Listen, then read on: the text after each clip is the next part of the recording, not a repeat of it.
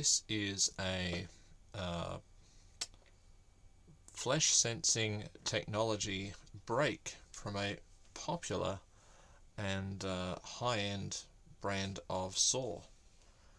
This one has been discharged, as you can see, and these are some of the chunks from the I suppose the brake itself. So this one is well and truly spent, but I thought it would be interesting to investigate it and see what's going on inside. So looks like it's just a couple of screws to take out this part of the housing. There might be an issue here. Well, there's something rattling around in there. What is it? It's a pin rattling around. I wonder if that's part of what happens when it fires. There's a spring. This is a spring-loaded type contraption. It's a very tough spring to... Oh, there it goes, to compress. Oh, there you go. Well, that helped that. So now that might come off, and pause and come back, hopefully with it open. The disassembly is complete. It was quite a destructive process. It did involve a large chisel and a hacksaw to separate the casing. So there was also, in the process of disassembling, a lot of scorched plastic. This has been cooked thoroughly. It's gone very brittle, and so there was no way to undo the threads on this little collet type nut without essentially destroying it. So here is the guts of what goes on here. Now you can see, I don't know whether you can see, down here this is very, very scorched. Now this there's a contact that this brake is normally touching, and when that contact is broken with an electromagnetic switch, I'm led to believe it fires the brake up into the saw blade, while also pulling the saw blade or dropping the saw blade mechanism under the table, and all that's controlled here. So what I found really interesting is this little what do you call it? I suppose it's like a serial connector almost.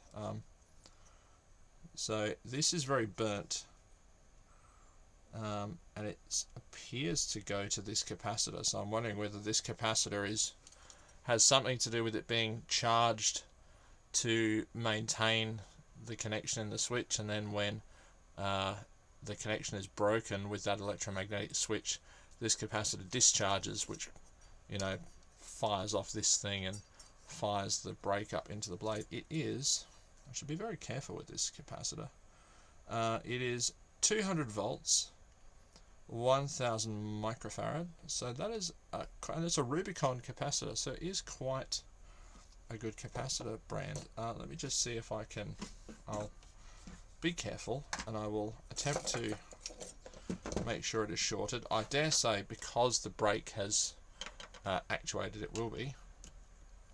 I'm not getting anything across there. Yes, it's fine. So what else gets destroyed in the process is what I'm wondering. It seems like this comes right off the positive leg of this cap. It looks like there is also a very big resistor here. There is a chip, a TMS, isn't that TMS? No, that's TSM is Taiwan Semiconductor. There's a switch. So I'm guessing this, and it looks like maybe even a little memory chip, may actually record data about the brake deployment. It's a very interesting thing. A lot of circuitry on the other side, all surface mount, so nothing that I'm really any more aware by. That looks like is that a transistor? I think so. I can't read any numbers on it because I can look up some of these shortly. But unfortunately, everyone, there will be no Big Clive reverse engineering this board. There is a very, very small transformer. But to have such a high voltage capacitor would say to me that that sort of feeds the firing mechanism of the brake. But very destructive. This little bucket section has just been torched. You can see it just crumbles, and it's very, very black and sooty. This is just what happens to it when you go to try to lever it out. Obviously a very, very strong spring to assist it, so that spring being held under tension. Does the case really have anything else? You can actually see the scorch mark in the case. Where can I move that? Just down there. So there is quite a lot of heat that's dissipated when this brake goes off, but it did its job. It stopped somebody from being injured, and it's a very expensive thing to replace. Luckily, I was able to procure one just to have a look at. I don't have this kind of saw myself because I can't afford one, so I just have to be really, really careful. But I'd like to see what the little data connector is for. There is there's a brand name on it. I won't do that. But the chip is a TMS 320F 2801PZA. So it'd be interesting to know what that chip does. But yes, that's all I've got. I know, not an awful lot, but I hope you enjoyed this destructive look inside a flesh sensing technology device.